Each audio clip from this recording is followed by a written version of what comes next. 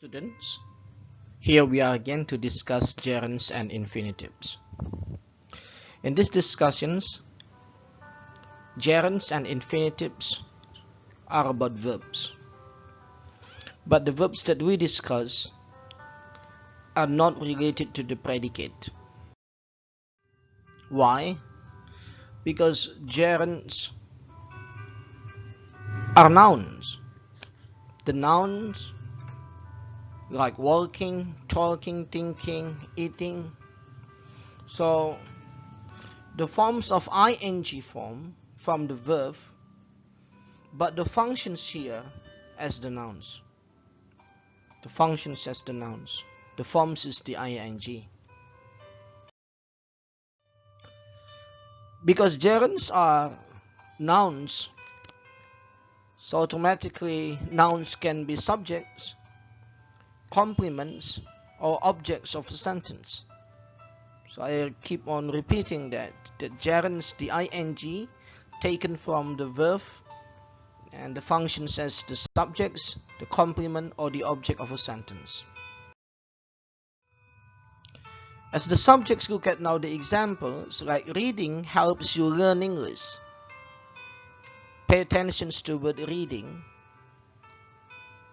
There is no action here, but to show the subject. My favorite hobby is reading. See, complement. Reading here is nothing to do with the present continuous or present progressive, but this is simple presence because reading here is the noun. I enjoy reading. So I enjoy it. What do you enjoy? Reading. The positions of reading here is the object of a sentence.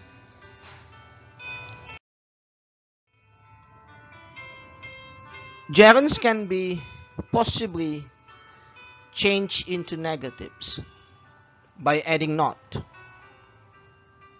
Instead of making like does not, or to make it like isn't, you can make it here just put not working. He enjoys not working. See, working is gerunds and not is the negative form of gerunds. The best thing for your health is not smoking. Not smoking here is the form of not. Still remember, because smoking here is gerund as noun. The next discussion is about infinitives. Almost the same functions as gerunds, but the verbs here are not in the form of ing, but with to infinitive, like to walk, to talk, to think, to eat.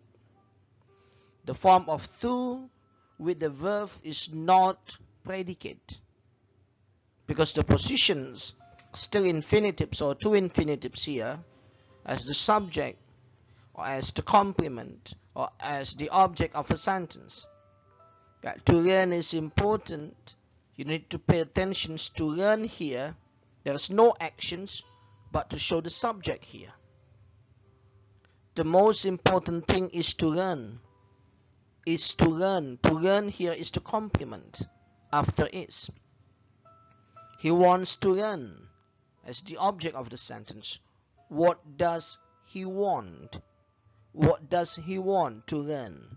So to learn here is the object of the sentence. The same things like what the gerunds to form in negatives. Infinitives can be made by adding not. Like not to go, I decided not to go. Not to give up, the most important thing is not to give up. So not to give up here is the form of the to infinitive with the negative by adding not.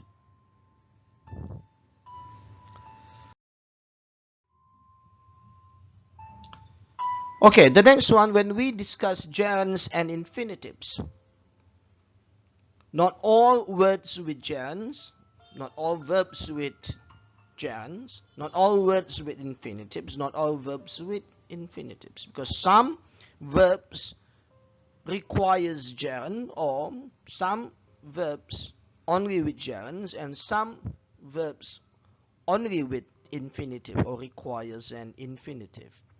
He enjoys swimming. That is the accepted and that is the normal and correct expressions. Not he enjoys to swim. He wants to swim. That is right. Not he wants swimming. So there are some words are always with gerund. There are some words are always with to infinitive. Okay. This slides gerunds and infinitives are used differently. We need to focus on what the verbs, like what discussed in the previous slide. Not all verbs with gerunds.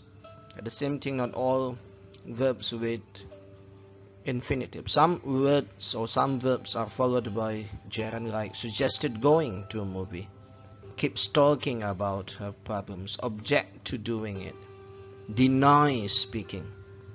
So there are all verbs with gerunds. The same thing also here. Not all verbs are with gerund because some of them with infinitives. Like she wants to go, needs to talk. She wants to go to a movie. This is to infinitive used after the verb want because the want is always with to infinitive. Mary needs to talk about her problems, so to talk to infinitives with the verb need. Yes, it is true. In some grammar, Mary needs talking. It is accepted, but needs talking is the form of passive constructions with needs to be taught. So we need to make it a difference, right? Needs with ing, that is in the passive form.